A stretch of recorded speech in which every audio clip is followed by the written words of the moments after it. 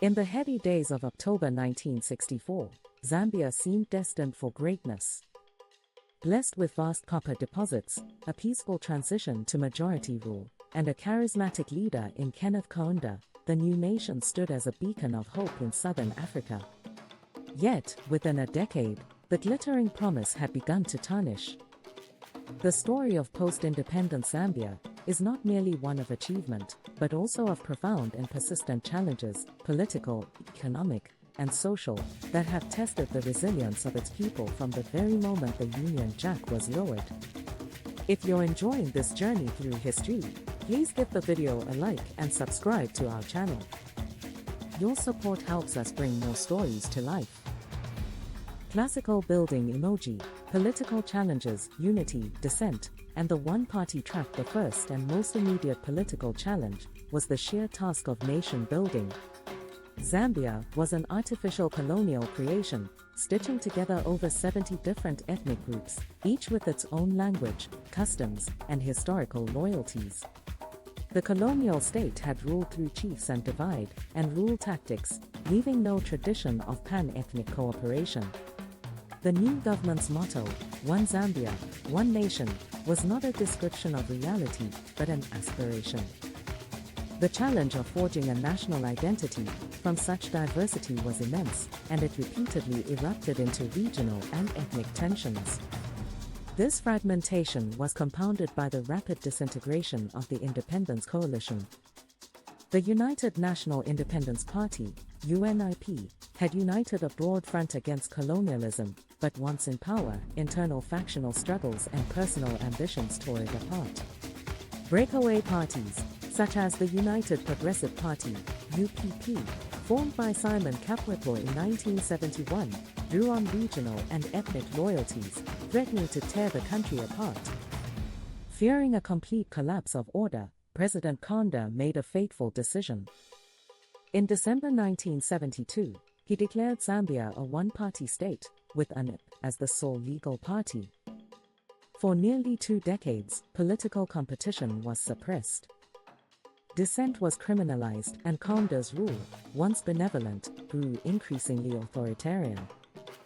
The one-party system solved the immediate problem of fragmentation by eliminating opposition, but it created a new, deeper challenge: the concentration of power without accountability.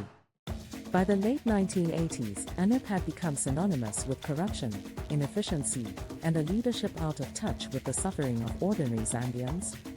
The political challenge had morphed from how to unite the nation to how to free it from the very system designed to protect it.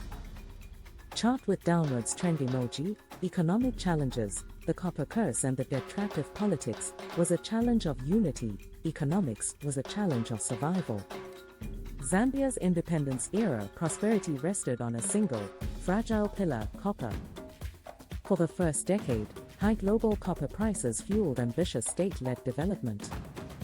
But in the mid-1970s, the world turned. The oil crisis of 1973 sent import bills soaring, while simultaneously, copper prices collapsed, falling by nearly 60% between 1974 and 1975. Since copper accounted for over 90% of Zambia's foreign exchange earnings, the effect was catastrophic. The economy went into a freefall. The government's response, borrowing heavily from international lenders, only deepened the crisis. By the 1980s, Zambia was trapped in a spiral of debt.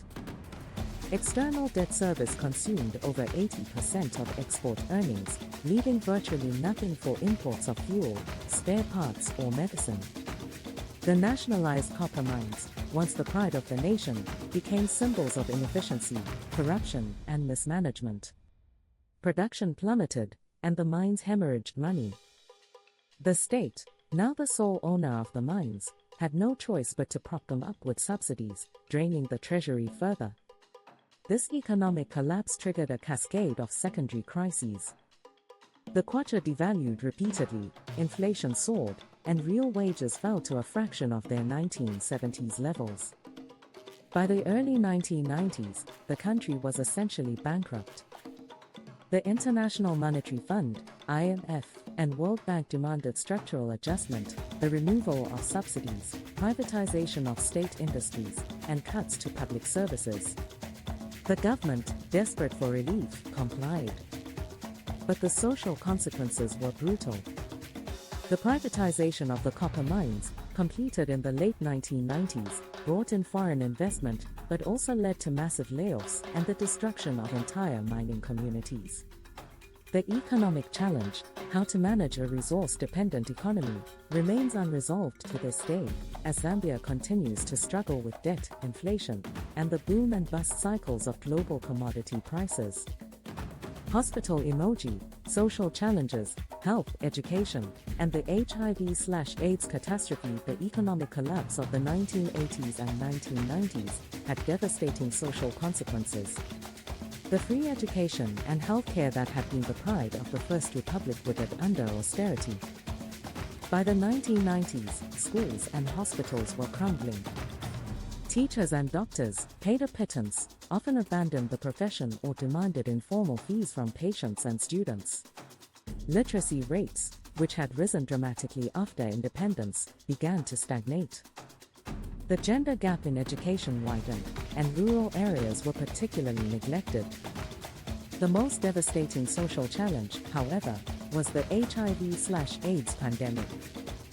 Zambia, like much of southern Africa, was hit with brutal force. By the late 1990s, an estimated 1 in 5 adults was infected. Life expectancy, which had risen to 56 years in the 1970s, collapsed to just 48 years by 1990, a catastrophic reversal.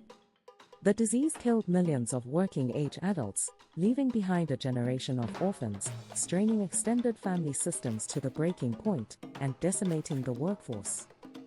Hospitals, already underfunded, were overwhelmed. The stigma surrounding the disease initially hampered prevention efforts. It was not until the 2000s, with the arrival of antiretroviral drugs and international aid, that the tide began to turn. But the social scars remain. An estimated 1.1 million Zambian children have lost one or both parents to AIDS. Other social challenges persist: high rates of malnutrition, child marriage, and gender-based violence. Rapid urbanization, driven by the collapse of rural economies, has created sprawling shantytowns around Lusaka and the Copperbelt, where unemployment, crime, and inadequate sanitation are endemic. The challenge of providing basic social services to a rapidly growing population, Zambia's population has more than quadrupled since independence, continues to overwhelm the state's limited capacity. Africa emoji, a legacy of resilience. From political fragmentation and authoritarian drift, to the copper curse and debt crisis, to the catastrophic AIDS pandemic and crumbling social services, Zambia's post-independence journey has been defined by a relentless succession of challenges. Yet, despite it all, the nation has endured. It has never collapsed into civil war. It has held multiple peaceful transfers of power. Its people have shown extraordinary resilience. The challenges are far from over, but the story of Zambia is not one of defeat. It is a story of a people who, having won their freedom, continue to fight, against the odds, against the legacy of colonialism, and against the cruel ironies of a global economy, for the better future that independence once promised. Thank you for watching. If you found this history valuable, please like and subscribe, and share your thoughts in the comments below. We'd love to hear your perspective and keep the conversation going.